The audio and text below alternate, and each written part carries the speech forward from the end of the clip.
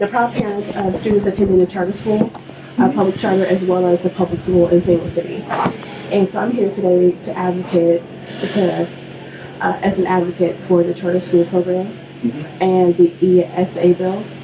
Because one of my students, Madison, who's 11 years old, she is in the gifted program at the charter school, and she does have the opportunity to attend Whitfield, which is a prestigious private school. But it's $30,000 a year, so that is more than half my annual income. And so, if the ESA bill goes through, along with the scholarships that she'll get to attend, that money will go a long way with helping me afford to give her the opportunity.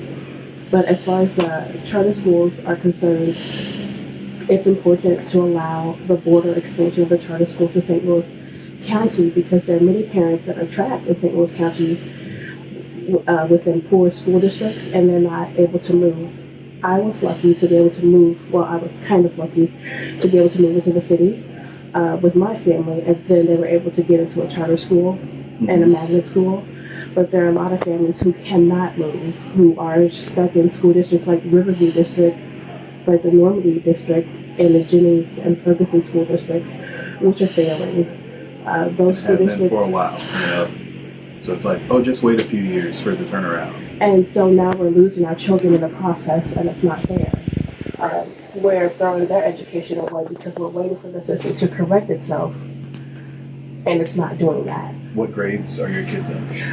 When I moved into the Normandy School District in 2014, I had a freshman in high school, I had a first grader and a fourth grader, and then a little one. And so now, of course, the freshman has graduated. But I have an eighth grader who's at Gateway Middle School, and he hates it. He came from Francis House School District in St. Charles as the voluntary transfer program. Oh, yeah. And so when that the transportation ended last year. And so instead of putting them back in the horrible Normandy School District, we moved in with my sister. The Normandy School District, we were next to Washington Elementary School, and my older son attended Normandy High School, and my children were bullied constantly for being smart, for being nice, for being quiet. My little girl had her hair pulled because it was long, and her teacher had 26 students in the first grade class, and she was only a couple inches taller than the students, and they didn't respect her, and she couldn't control them. And so Madison would come home crying, and she felt like no one was helping her.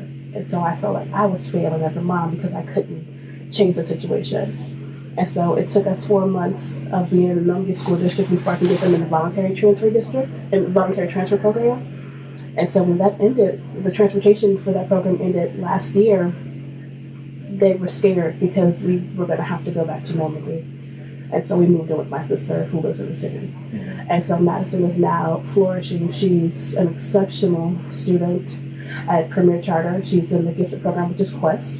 She was invited to participate in an accelerated math program, an after-school program, and now she has the opportunity next year, beginning in middle school, to go to Whitfield, which is the private school. Mm-hmm. And so if the borders for the charter schools are open to St. Louis County, then parents like myself won't have to move to get a valuable education for their students. Yeah. So that's why I'm here. Cool. Well, thank you for sharing that. I grew up in the Normandy district, so it was, in trouble 30 years ago, and it wasn't a good fit for me. That's not to say it's not a good fit for everybody. Some people do well there, but a lot don't. So, you do want them. I want to have more options for parents. It's not the best fit for.